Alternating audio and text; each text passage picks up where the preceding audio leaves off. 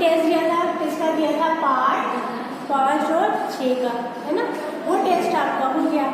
अब जो आप उसके बाद आगे पढ़ेंगे पार्ट 7, पार्ट 8 और पार्ट 9, इसका टेस्ट होगा, जो दूसरा टेस्ट होगा वो आपका किस पार्ट का होगा, पार्ट 7, पार्ट 8 और पार्ट 9 का। अब 5 और 6 का तो आप टेस्ट दे ही चुके हैं, तो अब आपको आगे जानना है कि कौन कौन से पार्ट आप पढ़ेंगे। आज हम इस पार्ट को पढ़ेंगे, वो है पार्ट 8 संस्कृत का, जिसका नाम है कह, क और के। इस पार्ट को पढ़ने से पहले एक बार हम लोग देख लेते हैं कि पार्ट 7 में हम लोगों ने क्या पढ़ा था, है ना, उसके बाद स्टार्ट करते हैं पार्ट 8 से। ओके,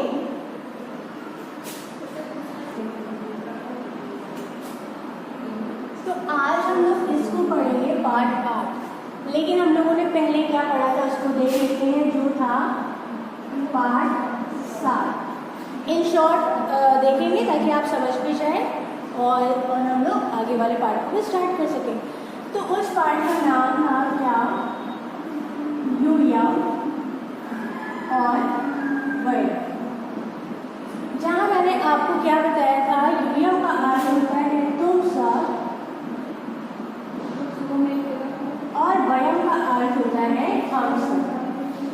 क्योंकि ये सब आपका पहले से ही पढ़ा हुआ है, तो मुझे लगता नहीं है कि बहुत आपके लिए कुछ नया होगा, लेकिन मैं सोच रही हूँ कि आगे वाला पार्ट शुरू करने से पहले लास्ट जो आपने पढ़ा था उसको एक बार देखते चले, ताकि साथ ही साथ आपका रिवीजन होता जाए कि आपने पहले क्या पढ़ा था, उसको थोड़ा सा रिमाइंड कर लें, उसके बाद आगे वाले पार्ट शुरू करते हैं ना, क्योंकि यही वाले पार्ट आपके टेस्ट में भी आएंगे इसलिए।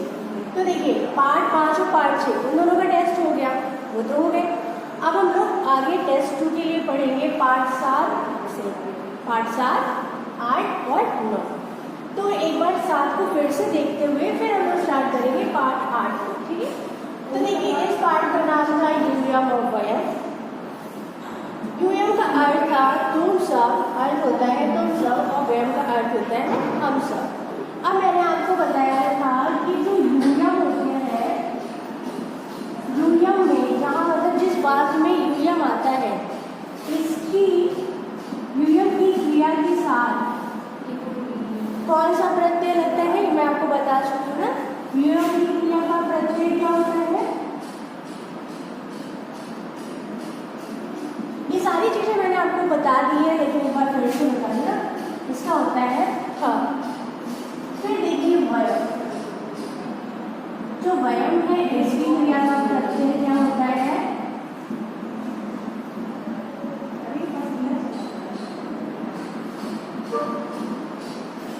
आमा, ठीक है।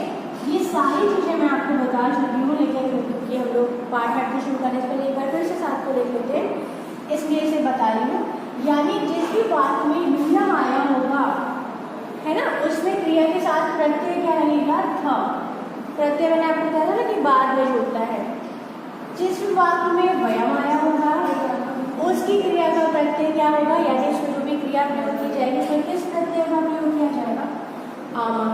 तो मैंने आपके इसमें उदाहरण भी बताए थे, सारी चीजें बता दी थी, जैसे यूयम, किम, कुरुत। तो कुरुत जो है उसमें कौन सा प्रत्यय जुड़ा है, था जुड़ा है, क्योंकि उसमें यूयम आया था। एक वाक्य ले लिया हम लोगों ने वयम, पठामा, तो उसमें कौन सा प्रत्यय जुड़ा है, आमा। तो चलिए एक बार देख लेते हैं, जैसे कि एक वाक्य हो गया यूयम, किम, कुरुत, और मैंने आपको क्या बताया, यूयम की क्रिया का प्रत्यय क्या होगा, था। और देखिए इस वाक्य में आया यूयम, क्रिया के साथ प्रत्यय क्या लगा है, था। समझ गए। फिर उसके बाद मैंने आपको बताया वयम, ये एक वाक्य हमने लिखे वयम, पठामा।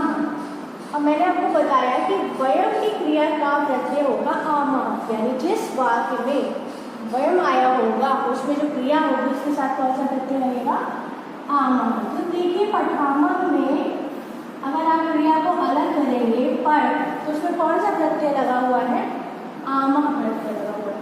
तो ये तो था पार्ट 7, जिसको हम लोग पहले ही पढ़ चुके हैं। इस पार्ट का पूरा अर्थ भी मैंने बता दिया है। आज हम लोग पढ़ रहे हैं पार्ट 8, जिसका नाम है कहा, क और के। तो इसमें हम लोग जानेंगे कहाँ का क्या अर्थ होता है, क का क्या अर्थ होता है, के का क्या अर्थ होता है, फिर वो वाक्य में कैसे प्रयोग किए जाते हैं और फिर वाक्य का क्या अर्थ निकलता है। पार्ट हम लोग आज पढ़ने वाले हैं पार्ट 8। चलिए उसको देखते हैं। पार्ट 7 को तो एक बार हम लोगों ने देख लिया ना, यानी जो लास्ट वीडियो में हम लोगों ने पढ़ा था एक बार उसको रिवाइज कर लिया। अब जो आज पढ़ने वाले हैं चलिए उसको देखते हैं। तो इसमें पहले दिया है कह। अब कह का अर्थ क्या होता है, कौन, है ना। फिर आया क, और क का अर्थ क्या होता है, कौन, दो। फिर आया के। अब के का क्या अर्थ होता है, कौन, सब।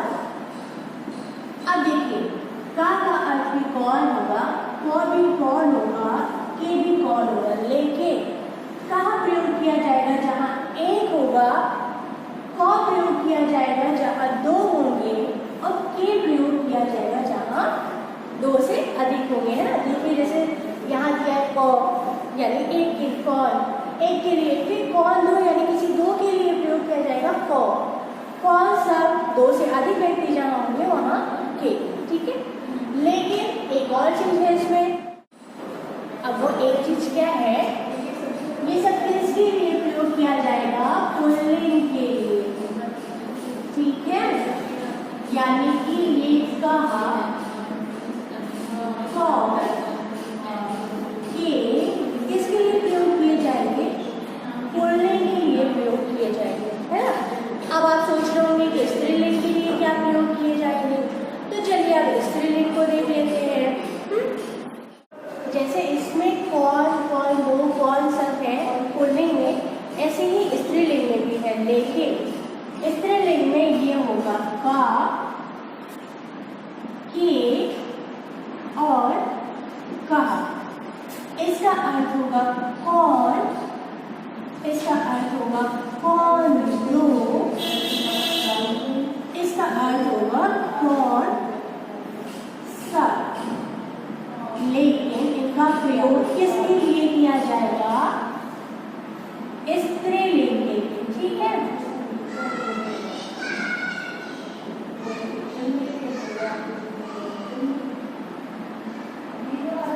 है ना। देखिए जो कहा, को, के है, जिसका अर्थ है कौन, कौन दो, कौन सब, इनका प्रयोग किसके लिए किया जाएगा, पुल्लिंग के लिए। फिर का, के, कहा, जिसका अर्थ है कौन, कौन दो, कौन सब, लेकिन इसका प्रयोग किया जाएगा स्त्रीलिंग के लिए, ठीक है। इन चीज़ों को जब आप ध्यान रखेंगे तब आप पाठ के अर्थ को भली भांति जान पाएंगे। कहीं आपको नहीं अगर कंफ्यूजन हुआ कि ये स्त्रीलिंग के लिए प्रयोग किया जा रहा है या पुल्लिंग के लिए प्रयोग किया जा रहा है, तो वहाँ तो गड़बड़ हो जाएगी ना।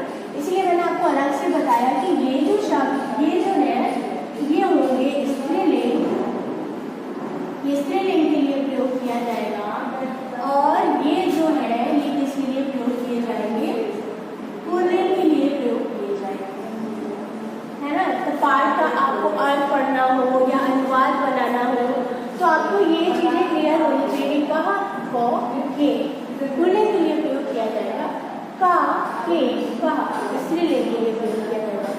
हालांकि इसके अर्थ तो एक ही है। जैसे का अर्थ कौन है, का अर्थ कौन है, क का अर्थ कौन दो है, के का अर्थ भी कौन दो है, फिर के का अर्थ कौन सब है, और कहा का अर्थ कौन सब है। लेकिन इनका प्रयोग का, के, कहा स्त्रीलिंग के लिए किया जाएगा, और कहा, क, के का प्रयोग पुल्लिंग के लिए किया जाएगा, ठीक है। इसके बाद कुछ और शब्दों के अर्थ है, चलिए उनको भी देख लें। उसके बाद हम लोग शुरू करते हैं पाठ के अर्थ को। अब चलिए पाठ के अर्थ को पढ़ने से पहले शब्दों के अर्थ को जान लेते हैं, जैसे हम लोग हमेशा करते हैं ना। हर पाठ को पढ़ने से पहले शब्द के अर्थ को पढ़ते हैं, फिर उनको आपको याद करना होता है, उसके नेक्स्ट डे हम लोग पाठ के अर्थ को पढ़ते हैं। तो ऐसे ही आज इस पाठ के शब्दों के अर्थ को जानेंगे, फिर इसको एक बार आप याद करिएगा। उसके बाद कल हम लोग इस पाठ के अर्थ को पढ़ेंगे ताकि आपको समझ में आए आसानी से, है ना। जब शब्दों के अर्थ पता रहेंगे तभी आप पाठ के अर्थ को भी जान पाएंगे। और कई बार तो ऐसा होगा मेरे बताने से पहले ही आपको उसका अर्थ आ जाएगा। क्यों? क्योंकि आपको शब्दों के अर्थ पता होंगे, है ना। तो चलिए शुरू करते हैं। यहाँ दे रखा है कहा। कहा का अर्थ है कौन, लेकिन इसका प्रयोग कहाँ किसके लिए करेंगे? पुल्लिंग के लिए। अभी मैंने जब बोर्ड पर आपको बताया तब आपको यही बताया था ना कि कहा, क और के, इनका प्रयोग पुल्लिंग के लिए करते हैं, और का, के, कहा, इनका प्रयोग स्त्रीलिंग के लिए करते हैं। ठीक, इस चीज़ को आप ध्यान रखिएगा ताकि कंफ्यूजन ना हो, क्योंकि इनके अर्थ तो सेम है, लेकिन कौन सा पुल्लिंग के लिए प्रयोग किया जाएगा और कौन सा स्त्रीलिंग के लिए, ये आपको ध्यान रखना होगा, वरना जब आप संस्कृत में अनुवाद बनाएंगे तो ये गलत हो जाएगा। फिर आगे देखते हैं क। क का अर्थ होता है कौन दो, और इनका प्रयोग भी करते हैं पुल्लिंग के लिए। देखिए बुक में ना ये मैंने मार्कर लगाया है, वो क होना चाहिए, इन्होंने कौन लिख दिया है। ठीक, तो आप भी अपनी बुक में सही कर लीजिएगा। फिर उसके बाद है के। के का अर्थ है कौन सब, और कौन सब का भी प्रयोग करते हैं किसके लिए? के का भी प्रयोग करते हैं किसके लिए? पुल्लिंग के लिए। फिर आया का। का अर्थ भी होता है कौन, जैसे कहा का अर्थ कौन था, लेकिन कहा का प्रयोग करते पुल्लिंग के लिए और का प्रयोग करते हैं स्त्रीलिंग के लिए। ठीक है। फिर है के का अर्थ है कौन दो, जिसका प्रयोग हम लोग करते हैं स्त्रीलिंग के लिए। और पुल्लिंग में के का अर्थ होता है कौन सब, स्त्रीलिंग में के का अर्थ होता है कौन दो। इस चीज़ को आप ध्यान रखिएगा, नहीं तो जब आप अनुवाद बनाएंगे तो गलत हो जाएगा। फिर है कहा। कहा का अर्थ होता है कौन सब, इसका प्रयोग किया जाता है स्त्रीलिंग के लिए। ठीक, इतना तो मैंने अभी आप बोर्ड पर ही आपको सब चीज़ें बताई जो मेन था इस चैप्टर का। उसके बाद चलिए आगे और कुछ शब्दों के अर्थ देखते हैं। देखिए जैसे असी। असी का अर्थ होता है हो। स्थ। स्थ का अर्थ होता है हो, लेकिन तुम सब के लिए। ठीक, जहाँ तुम सब के लिए हो का प्रयोग होगा वहाँ होगा स्थ। फिर अस्मि। अस्मि का अर्थ होता है फिर स्मः। स्मः का अर्थ होता है, लेकिन ये उस जगह प्रयोग होगा जहाँ हम सबके लिए बात की जाएगी, वहाँ पर स्मः का प्रयोग होगा। ठीक, फिर है चरावह। चरावह का अर्थ होगा चरते हैं, लेकिन ये किसके लिए प्रयोग होगा? हम दो के लिए। फिर शशकः। शशकः यानी कि खरगोश। मयूरः। मयूरः का अर्थ होता है बहुत से मोर। कपोतः। कपोतः का अर्थ होगा कबूतर। कोकिला का अर्थ होता है कोयल। पिकः का अर्थ होगा कोयल, लेकिन जो पिका होगी ये बहुत सी कोयल के लिए प्रयोग किया जाएगा, कोकिला एक कोयल के लिए। ठीक है। फिर चटकः। चटकः का अर्थ होगा बहुत सी चिड़िया। फिर देखिए यहाँ तो मैंने आपको बता दिया कहाँ तक। फिर यहाँ स्थ वो होगा, लेकिन तुम दोनों के लिए। ठीक, देखिए वहाँ स्थ था, यहाँ स्तः है, स्तः है, क्योंकि यहाँ पर विसर्ग लगा है। फिर हरिणः। हरिणः का अर्थ हुआ हरिण, जिसको आप हिरण भी बोल सकते हैं। स्वः। स्वः का अर्थ हुआ है, लेकिन इसका प्रयोग कहाँ करेंगे? हम दो के लिए। फिर चरामि। चरामि का अर्थ हुआ चराता, चरता हूँ। ठीक, चरामः। चरामः का अर्थ हुआ चरते हैं, लेकिन कौन? हम सब।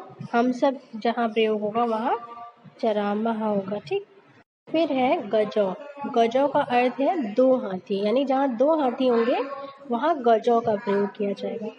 नृत्यामः का अर्थ है नाचते हैं। शुको यानी दो तोते। अश्व यानी दो घोड़े। कूजंती यानी कूकती हैं। तो ये सब तो थे शब्दों के अर्थ, और किसको कहाँ कैसे प्रयोग करना है ये मैंने आपको बता ही दिया। और जिसमें थोड़े थोड़े से अंतर हैं, लगभग एक जैसे लग रहे हैं, उन पर आपको अच्छे से ध्यान देना है। ठीक है।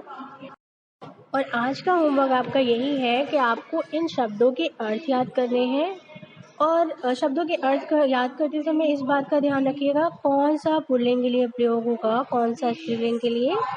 जो एक जैसे लग रहे हैं लेकिन है नहीं, उसका खास ध्यान रखिएगा। फिर जब आज आप शब्दों के अर्थ को याद कर लेंगे, समझ लेंगे, उसके बाद कल हम लोग इस पार्ट के अर्थ को जानेंगे, यानी नेक्स्ट वीडियो में हम लोग पार्ट 8 के अर्थ को पढ़ेंगे। ओके।